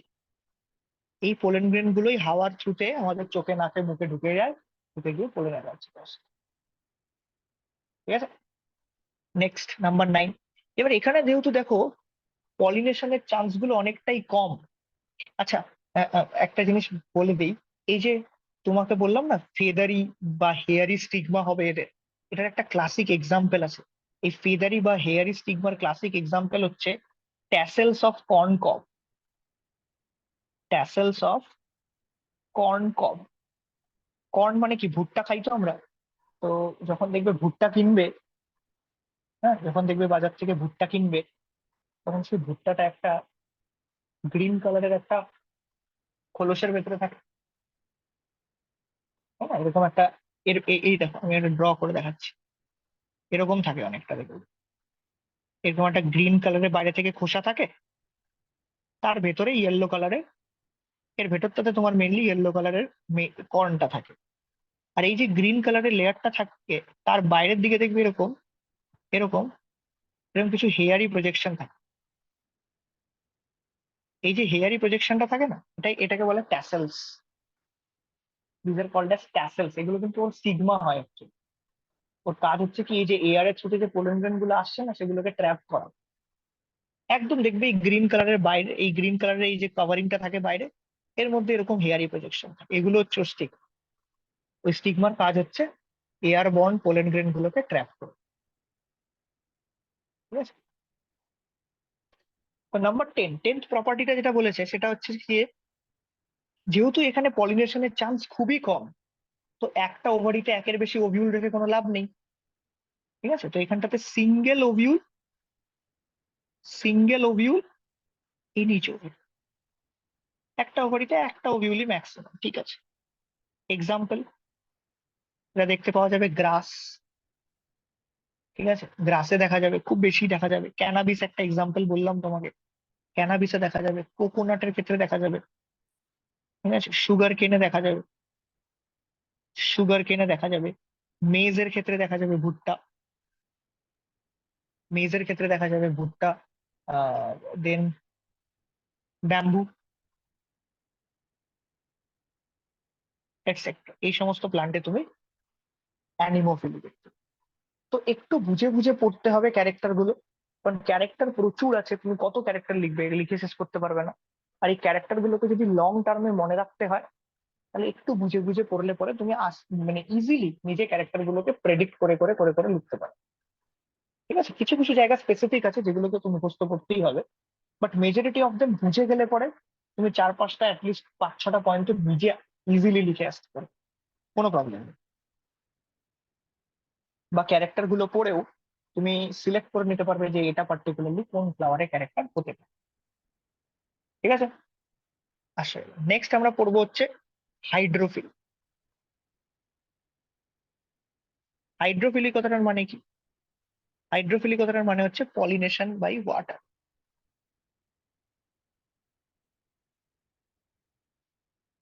হাইড্রোফিলি কথাটার মানে হচ্ছে পলিনেশন বাই ওয়াটার, জলের থ্রুতে পলিনেশন। গুড। যদি আমরা পলিনেশন বাই ওয়াটার দেখি, এবার দু রকম ভাবে হতে পারে হাইট। একটা হচ্ছে বটম অফ দ্য ওয়াটারে হতে পারে, আর একটা হচ্ছে সারফেস অফ দ্য ওয়াটারে হতে পারে। ঠিক আছে, একটা বটম অফ দ্য ওয়াটারে হতে পারে আর একটা হচ্ছে সারফেস অফ দ্য ওয়াটার। তো যদি সারফেস অফ দ্য ওয়াটারে হয়, যদি সারফেস অফ ওয়াটারের মধ্যে পলিনেশন হয়, তখন সেটাকে বলা হয় এপি হাইড্রোফিল। এপি হাইড্রোফিল। যদি বটম অফ ওয়াটারের মধ্যে হয়, যদি বটম অফ ওয়াটারের মধ্যে হয়, তো সেটাকে বলবো আমরা হাইপো হাইড্রোফিল। দু জায়গায় হচ্ছে, এপি হাইড্রোফিলি এবং হাইপো হাইড্রোফিলি। এপি হাইড্রোফিলের এক্সাম্পল কি হবে? এপি হাইড্রোফিলির ক্লাসিক এক্সাম্পল দেওয়া আছে তোমাদের এনসিইআরটি তো দেওয়া আছে, এটা হচ্ছে ভ্যালিসনেরিয়া। হাইপো হাইড্রোফিলির এক্সাম্পল কি হবে? জস্টেরা। জস্টেরাকে আমরা কমনলি কি বলি? জস্টেরাকে আমরা কমনলি বলি হচ্ছে সিগ্রাস। জস্টেরাতে দেখতে পাবে তুমি এটা। তারপরে তুমি দেখতে পাবে হচ্ছে হাইড্রিলা। হাইড্রিলা অ্যাকচুয়ালি একটা ফ্রেশ ওয়াটার প্লান্ট হয়। Hydrilla actually fresh water plant হয়। এরকম জস্টেরা তো ম্যারাইন প্লান্ট হয় না? Zostera is a marine plant. ঠিক আছে, জস্টেরার ক্ষেত্রে মনে আছে একটা পয়েন্ট বলেছিলাম, জস্টেরা নিডেল লাইক পোলেন হয়, longest pollen 2500 micrometre in diameter. মনে রাখবে এটা, এটা নিডল লাইক পোলেন গ্রেন হয়। এবং এদের পোলেন গ্রেনটা যেটা থাকে না, সেটা উইদাউট এক্সাইন কিন্তু, হ্যাঁ, pollen grain is without exine. Pollen গ্রেনের বাইরে কোনো এক্সাইন নেই জস্টেরার ক্ষেত্রে। খুব ইম্পর্টেন্ট এই ইনফরমেশনটা, কি নিডল লাইক পোলেন গ্রেন দেখতে পাবো, নিডল লাইক পোলেন গ্রেন দেখতে পাবো।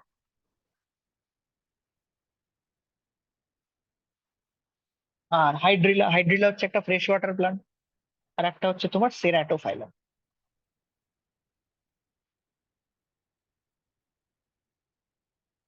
আর একটা হচ্ছে তোমার সেরাটোফাইলাম। ঠিক আছে, তো এদের ক্ষেত্রে হাইপো হাইড্রোফিলিক। তো হাইড্রোফিলাস ফ্লাওয়ার গুলো মেজরিটি কেসে তোমার কি হবে, হাইড্রোফিলাস ফ্লাওয়ার গুলো মেজরিটি কেসে, মানে হাইড্রোফিলাস যে প্লান্ট গুলো হয়, তো প্লান্ট গুলো মেনলি তোমার সাবমার্জড হবে এবং রুটেড হবে। প্লান্টস আর অ্যাকচুয়ালি সাবমার্জড এবং রুটেড হয়, মানে they are present at the bottom of the water body, একদম জলের নিচে থাকে, সাবমার্জড এবং রুটেড প্লান্ট। ঠিক আছে। আচ্ছা, একটা পয়েন্ট এখান থেকে মনে রাখবে, দুটো এরকম প্লান্ট আছে, যেরকম একটা হচ্ছে ওয়াটার হায়াসিন্থ, একটা হচ্ছে ওয়াটার হায়াসিন্থ, এটা এবারও নিতে এসেছিল, হ্যাঁ। একটা হচ্ছে water lily, water hyacinth, water lily. আর একটা হচ্ছে তোমার লোটাস। এদের নামের মধ্যে দেখো জল আছে, মানে লোটাসও জলেই থাকে, ওয়াটার হায়াসিন্থের নামের মধ্যে ওয়াটার আছে, ওয়াটার লিলির নামের মধ্যে ওয়াটার আছে। তো আমরা খুব ভুল করি, আমাদের জেনারেলি মনে হয় কি এরা জেনারেলি তোমার হাইড্রোফিলাস হয়, কিন্তু এরা কিন্তু হাইড্রোফিলাস হয় না, এরা অ্যাকচুয়ালি এন্টোমোফিলাস হয়। ঠিক আছে, এরা অ্যাকচুয়ালি জলের ওপরে চলে আসে, এবং জলের ওপরে চলে আসাতে এরা ইনসেক্ট দিয়ে পলিনেটেড হয়ে যায়। তো এরা এন্টোমোফিলাস ফ্লাওয়ার হয়। এবার বাই চান্স যদি এন্টোমোফিলি নাও হয়, ঠিক আছে, বাই চান্স যদি ধরো এন্টোমোফিলি এদের মধ্যে নাও হয়, তো উইন্ড দিয়েও হতে পারে, কিন্তু এরা কোনোদিনই কিন্তু হাইড্রোফিলাস হবে না। মেজরিটি কেসে এরা এন্টোমোফিলাসই হয়, কিন্তু এন্টোমোফিলাস না হলেও এরা অ্যানিমোফিলি শো করবে, তবুও কিন্তু এরা কোনোদিন হাইড্রোফিলি শো করবে না। খুব ইম্পর্টেন্ট, মনে রাখবে।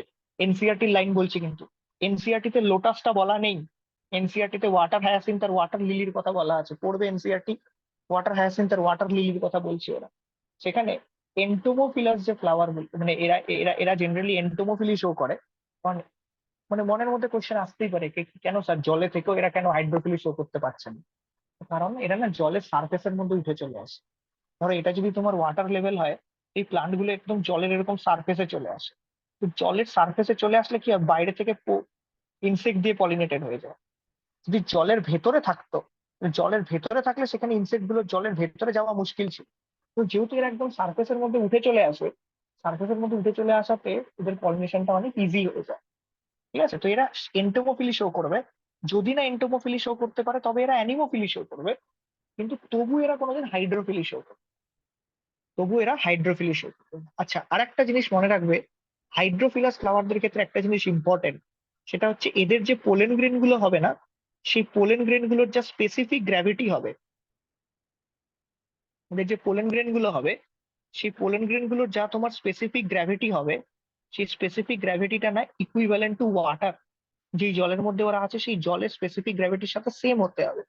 কারণ যদি জলের থেকে খুব কম হয় স্পেসিফিক গ্র্যাভিটি, তো পোলেন গ্রেন গুলো তো উপরে ফ্লোট করে চলে আসবে। যদি জলের থেকে খুব বেশি হয়ে যায় স্পেসিফিক গ্র্যাভিটি, তো পোলেন গ্রেন গুলো কি হবে, সিঙ্ক করে একদম জলের নিচে চলে, ঠিক আছে? তো পোলেন গ্রেন গুলোর স্পেসিফিক গ্র্যাভিটি জলের সাথে সেম হতে হবে, so that they remain float below the surface of the water. তারা জলের সারফেসের নিচে যাতে খুব ইজিলি ফ্লোট করে চলতে পারে, যাতে করে পলিনেশনটা এফেক্টিভলি হতে পারে। ঠিক আছে, ধরো একদমই কম হলো জলের তুলনায়, তাহলে তো একদম উপরে চলে আসবে না। আর যদি খুবই বেশি হয়ে যায় তাহলে একদম জলের নিচে চলে যাবে। তো এক্ষেত্রে কি হতে হবে, এক্ষেত্রে এমন ভাবে মানে এতটা ইকুয়াল থাকতে হবে যাতে এরা জলের নিচে সারফেসের মধ্যে ইজিলি ফ্লোট করতে পারে। এবার আসি হচ্ছে আমরা হাইড্রোফিলাস ফ্লাওয়ারের ক্যারেক্টারিস্টিক ফিচার। হাইড্রোফিলাস ফ্লাওয়ারের যদি আমি ক্যারেক্টারিস্টিক ফিচার বলি, তাহলে ফার্স্ট ক্যারেক্টারিস্টিক ফিচার বলেছে কি এখানটা তো ফ্লাওয়ার গুলো ব্রাইটলি কালার হবে না, flowers are not brightly coloured, তাই না? কারণ কাউকে তো অ্যাট্রাক্ট করার ব্যাপার নেই, এটাও তো এক ধরনের অ্যাবায়োটিক এজেন্ট। আচ্ছা, আরেকটা জিনিস তোমাকে বলি এখানে, ভুলে যাবো না হলে, হাইড্রোফিলির ক্ষেত্রে কি হয়, হাইড্রোফিলি কিন্তু এরকম ভাববে না কি হাইড্রোফিলি is the very modern technique of pollination. হাইড্রোফিলি কিন্তু খুবই প্রিমিটিভ মেথড অফ পলিনেশন একটা। হাইড্রোফিলি কিন্তু খুবই প্রিমিটিভ মেথড অফ পলিনেশন একটা। কারণ ভালো করে মনে করে দেখো, তোমাদের ক্লাস 11-এ ছিল কি, তুমি যদি অ্যালগির ক্ষেত্রে দেখো, তুমি যদি ব্রায়োফাইটার ক্ষেত্রে দেখো, তুমি যদি টেরিডোফাইটার ক্ষেত্রে দেখো, তো অ্যালগি, ব্রায়োফাইটা, টেরিডোফাইটা, এদের ক্ষেত্রে ফার্টিলাইজেশনের জন্য জলের দরকার হয়। অ্যালগি তো ওয়াটারেই থাকে, ব্রায়োফাইটার, টেরিডোফাইটার কিন্তু ফার্টিলাইজেশনের জন্য জলের দরকার হচ্ছে। তার মানে এই যে ফার্টিলাইজেশনের জন্য জলের দরকার হচ্ছে, এইটা কিন্তু তোমার ফার্টিলাইজেশনের জন্য এই যে তোমার জলের দরকারটা হচ্ছে, এটা কিন্তু তোমার প্রচুর পুরোনো সময় থেকে এসছে। এটা মানে কিন্তু এরকম নয় যে অ্যাঞ্জিওস্পার্মের মধ্যে এই জিনিসটা নতুন। তো জেনারেলি এই হাইড্রোফিলিটা অ্যালগি, ব্রায়োফাইটা, টেরিডোফাইটা এদের মধ্যেই বেশি দেখা যায়। অ্যাঞ্জিওস্পার্মস এর মাত্র 30টা জেনেরাতে, এগুলো জেনাসের মধ্যে অনলি 30 জেনাস অফ অ্যাঞ্জিওস্পার্ম, 30টা জেনাসের মধ্যে তুমি জেনারেলি হাইড্রোফিলি দেখতে পাবে মাত্র। ঠিক আছে, হাইড্রোফিলি সব থেকে বেশি অ্যালগি, ব্রায়ো, টেরিডো এদের মধ্যেই দেখতে পাওয়া যায়। ক্লাস 11-এর প্লান্ট কিংডমটা রিভাইজ করবে, ওখানটাতে আছে। আচ্ছা, তো আমি যদি ক্যারেক্টারিস্টিক ফিচারে আসি, ক্যারেক্টারিস্টিক ফিচারে আমরা প্রথম কি বলবো, কি এখানে ফ্লাওয়ার্স গুলো ব্রাইটলি কালার্ড হবে না, তাহলে flowers are not brightly coloured.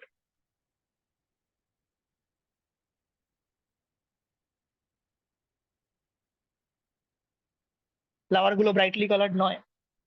সেকেন্ডে আমরা কি লিখবো, ফ্লাওয়ার্স আর নন সেন্টেড, রাইট না, কোনো ফ্র্যাগ্রেন্স নেই, নন শোই,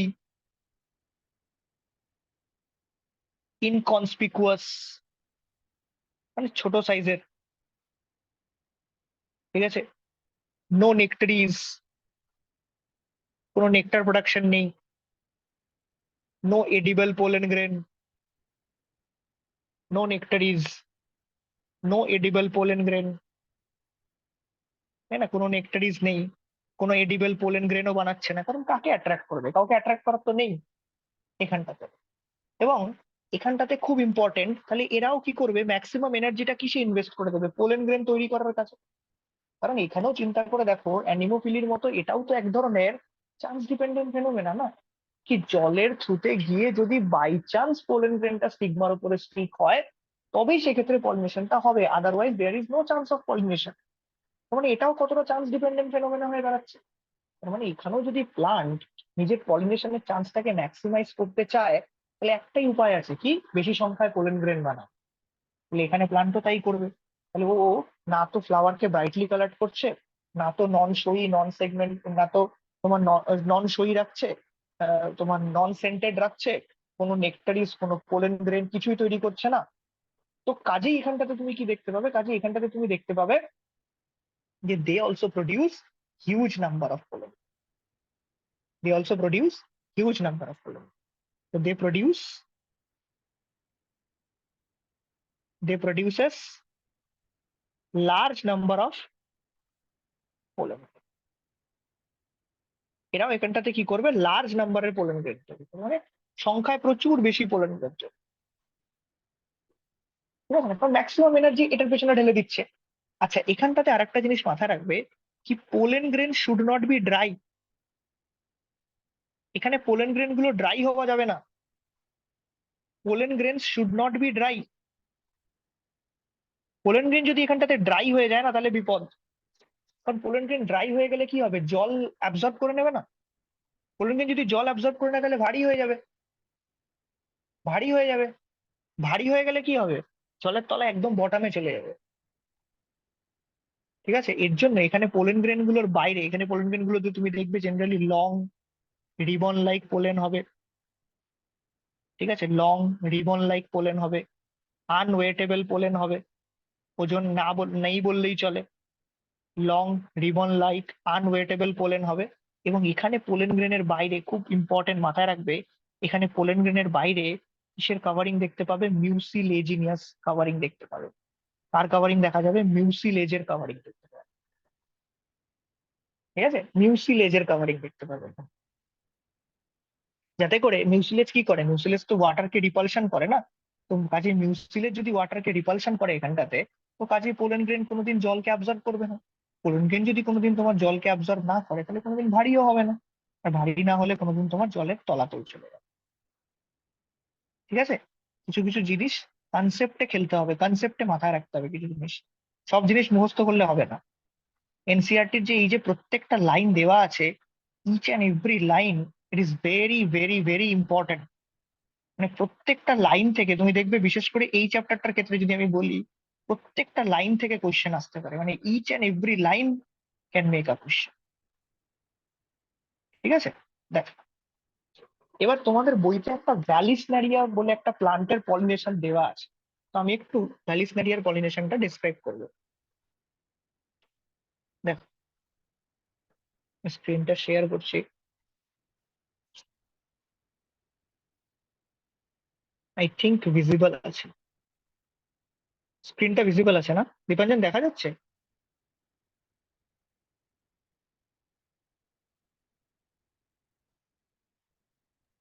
হ্যাঁ স্যার দেখা স্ক্রিনটা যাচ্ছে। দেখা যাচ্ছে? হ্যাঁ, দেখো, এখানটাতে এই যে এটা হচ্ছে উইন্ড পলিনেটেড, এটা দেখো উইন্ড পলিনেটেড ফ্লাওয়ার দেওয়া আছে। এই দেখো, উইন্ড পলিনেটেড ফ্লাওয়ারের তোমার হচ্ছে স্টেমেন গুলো দেওয়া আছে, ওয়েল এক্সপোজ স্টেমেন, দেখতে পাচ্ছ? ওয়েল এক্সপোজ স্টেমেন, যাতে করে কি হচ্ছে, চাই এদিক থেকেই হাওয়া আসুক, কি তোমার এদিক থেকেই হাওয়া আসুক, খুব ইজিলি যাতে কি হতে পারে, পোলেন গ্রেন গুলো ডিসপার্সড হতে পারে, খুব ইজিলি যাতে পোলেন গ্রেন গুলো তোমার ডিসপার্সড হতে পারে। আচ্ছা, এইখানে দেখো, এই যে এখানে দেওয়া আছে, দেখো ফার্স্ট লাইন বলেছে, pollination by water is quite rare in flowering plant. মানে এটা অ্যাঞ্জিওস্পার্মে খুবই রেয়ার ঘটনা, এবং লিমিটেড আছে মাত্র 30টা, জেনে রাখো। আর বেশিরভাগ তুমি কোন ধরনের প্লান্টে দেখতে পাবে, অ্যাঞ্জিওস্পার্মের মধ্যে মনোকটে, ডাইকটে কিন্তু অতটা দেখা যায় না। ঠিক আছে, এগুলো জেনারেলি তুমি কোথায় দেখতে পাবে, এই দেখো লেখা আছে, as against this ইউড recall the water is a regular mode of transport for the male gamete among the lower plant group such as algae, brio, pterido, etc. ঠিক আছে, আচ্ছা, এইখানটাতে এই যে এটা দেওয়া আছে, দেখো, এই যে in a majority of aquatic plant, যেরকম water hyacinth and water lily, the flowers emerge above the level of water and are pollinated by either insect or wind in most of the land plant, as in most of the land plant, যেরকম land প্ল্যান্টের ক্ষেত্রে বেশি দেখা যায়। ওই যে বললাম না, ওয়াটার হায়াসিন্থ, ওয়াটার লিলি, এগুলো এগুলো জীবনেও কোনোদিন তোমার কি দিয়ে পলিনেটেড হবে না, এরা জীবনেও তোমার কোনোদিন ওয়াটার দিয়ে পলিনেটেড হবে না। আচ্ছা, এইবার এখানটাতে নোটিস করো ভালো করে, এইটা না ভ্যালিসনারিয়ার একটা ডায়াগ্রাম দেওয়া আছে, এই দেখো, পলিনেশন বাই ওয়াটার ইন ভ্যালিসনারিয়া নিচে ফিগারে দেওয়াও আছে, এই ফার্স্ট ডায়াগ্রামটা দেখতে পাচ্ছ, এই যে এটা, এইটা। এবার ভ্যালিসনারিয়ার যদি আমি স্টোরিটা বলি, ভ্যালিসনারিয়ার ক্ষেত্রে কি হয়, ভ্যালিসনারিয়া একটা ডায়েশিয়াস প্লান্ট হয়। ডায়েশিয়াস কথাটার মানে কি, ডায়েশিয়াস কথাটার মানে হচ্ছে মেল আর ফিমেল রিপ্রোডাক্টিভ অর্গান গুলো দুটো আলাদা আলাদা প্লান্টের মধ্যে থাকে। দেখো, এই যে ভ্যালিসনারিয়ার প্লান্টটা দেওয়া আছে, এখানটাতে শুধুমাত্র মেল ফ্লাওয়ার আছে, আর এটার মধ্যে দেখো শুধুমাত্র ফিমেল ফ্লাওয়ার আছে। ফিমেল ফ্লাওয়ারের ক্ষেত্রে নোটিস করো, এইটা হচ্ছে সেই ফিমেল ফ্লাওয়ারের স্টিগমা, এটা হচ্ছে স্টিগমা, এটা হচ্ছে ওর স্টাইলটা, দেখতে পাচ্ছ এই স্টাইলটা দেখো কেমন আছে, স্টাইলটা ওর কয়েলড স্টাইল না? ঠিক দেখবে যেরকম আমাদের পেন, কিছু আমরা পেন ইউজ করি না, কি পিছন থেকে টিপ দিলে পরে নিপটা বেরিয়ে আসে, আবার টিপ দিলে পরে নিপটা ভেতরে ঢুকে যায়। এখানে দেখো ঘটনাটা এরকম, এর দিকে দেখো, এই নিপটা টিপ দিলে বাইরে আসে, আবার টিপ টিপ দিলে আবার ভেতরে ঢুকে যায়। সেটা কেন হয়? তার কারণ হচ্ছে তার ভেতরে কি থাকে, তার ভেতরে থাকে হচ্ছে তোমার একটা স্প্রিং, দেখো একটা স্প্রিং থাকে। এখানটাতে স্টোরিটা দেখো কি হয়, এই যে প্রথমে মেল ফ্লাওয়ার গুলো আছে না, এই মেল ফ্লাওয়ার গুলো ডেহিসেন্স হয়। যেই মুহূর্তে তোমার এই মেল ফ্লাওয়ার গুলো ডেহিসেন্স হবে, সাথে সাথে করে কি হবে, এই মেল ফ্লাওয়ার গুলো একদম সার্ফেসের মধ্যে চলে আসে। এই সার্ফেসের মধ্যে এসে না এই মেল ফ্লাওয়ার গুলো এখানটাতে পোলেন গ্রেন রিলিজ করে দেয়। এই সার্ফেসের মধ্যে এসে এরা কি রিলিজ করে দেবে, এখানটাতে পোলেন গ্রেন রিলিজ করে দেবে। যেই মুহূর্তে সার্ফেসের মধ্যে এসে এরা পোলেন গ্রেন রিলিজ করলো, সাথে সাথে করে কি হবে, এই যে ফিমেল ফ্লাওয়ারের এই যে কয়েল স্টাইলটা দেখতে পাচ্ছ না, এটা আনকয়েল হয়ে যায়। আনকয়েল হয়ে গেলে পরে এটা একদম খুলে যায়, এটা খুলে গিয়ে দেখো একদম টিপে চলে এস। এই টিপে তাহলে কি হবে, স্টিগমার উপরে এখন কি স্টিক করে যাবে, পোলেন গ্রেন গুলো স্টিক করে যাবে, যেগুলো এই জলের সার্ফেসের মধ্যে ভাসছিল। যেই মুহূর্তে পোলেন গ্রেন স্টিক করে গেল, ওরা স্টাইলটাকে আবার কয়েল বানিয়ে নেবে, কয়েল করে নিয়ে সেটাকে আবার কোথায় নিয়ে চলে যাবে, নিচে নিয়ে চলে যাবে। তাহলে স্টোরিটা কি, প্রথমে মেল ফ্লাওয়ারের ডেহিসেন্স হলো, ঠিক আছে না, প্রথমে মেল ফ্লাওয়ারের ডেহিসেন্স হলো, এদের এক ধরনের ইনফ্লোরেসেন্স দেখা যায়। মনে রাখবে ভ্যালিসনেরিয়ার এই ইনফ্লোরেসেন্সটাকে আমরা স্প্যাডিক্স ইনফ্লোরেসেন্স বলি। এদের যে মেল ফ্লাওয়ার গুলো আছে না, দেখো এখানে ক্লাস্টার্সে প্রেজেন্ট আছে, এটাকে অ্যাকচুয়ালি স্প্যাডিক্স ইনফ্লোরেসেন্স বলা হয়। ঠিক আছে, দেখতে পাচ্ছ এখানে এই যে মেল ফ্লাওয়ার গুলো দেখো একদম ক্লাস্টার্সে প্রেজেন্ট আছে, কতগুলো মেল ফ্লাওয়ার দেখো একসাথে একদম ক্লাস্টার্সে প্রেজেন্ট আছে। তো এইটাকে অ্যাকচুয়ালি বলা হয় হচ্ছে স্প্যাডিক্স ইনফ্লোরেসেন্স। তো মেল ফ্লাওয়ার গুলো ডেহিসেন্স হয়, ডিট্যাচড হয়, তারা সার্ফেসে আসে, তারা সার্ফেসে এসে পোলেন গ্রেন রিলিজ করে। যেই মুহূর্তে মেল ফ্লাওয়ার গুলো পোলেন গ্রেন রিলিজ করছিল, অ্যাট দ্যাট টাইম ওই যে কয়েল স্টাইলটা যেটা ছিল, ওই কয়েল স্টাইলটা আনকয়েলড হয়। আনকয়েলড হলে পরে কি হবে, লম্বা হয়ে যাবে। লম্বা হয়ে গেলে পরে স্টিগমাটা একদম কোথায় চলে আসবে, সার্ফেসের মধ্যে চলে আসবে। অ্যান্ড ইমিডিয়েটলি স্টিগমার মধ্যে তোমার কি স্টিক করে যাবে, পোলেন গ্রেন গুলো স্টিক করে যাবে। যেই মুহূর্তে স্টিগমার মধ্যে পোলেন গ্রেন গুলো স্টিক করে গেল, সাথে সাথে ওরা আবার স্টাইলটাকে কয়েল করে নেবে। স্টাইলটাকে কয়েল করে নিলে পরে আবার কি হবে, তোমার ফ্লাওয়ারটা, ফিমেল ফ্লাওয়ারটা আবার কি হবে, জুপ করে তোমার মাটির নিচে জলের তলায় চলে যাবে। কারণ এই প্ল্যান্ট গুলো সাবমার্স প্ল্যান্ট, ঠিক আছে, সাবমার্সড এবং রুটেড প্ল্যান্ট, দেখতে পাচ্ছি দেখো এই ডায়াগ্রামের মধ্যে নিচের দিকে রুটসও দেখতে পাওয়া যাচ্ছে। সাবমার্সড এবং রুটেড প্ল্যান্ট এনসিআরটির মধ্যে দেখো এখানটাতে আছে। এনসিআরটি তে দেখো এই জায়গাটাতে দেওয়া আছে, এর আগের পেজটাতে, আমি যদি আগের পেজটা যাই,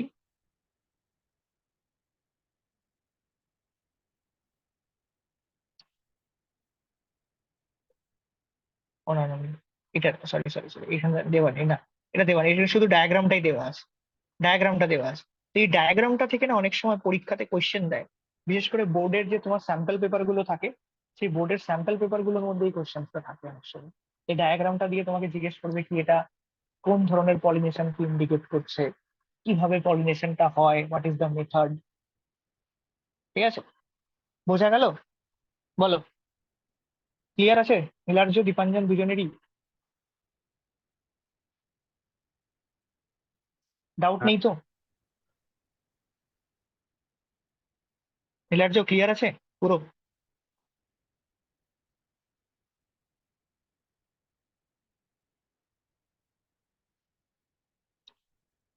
তো আমরা কমপ্লিট করলাম টিল হচ্ছে তোমার হাইড্রোফিল।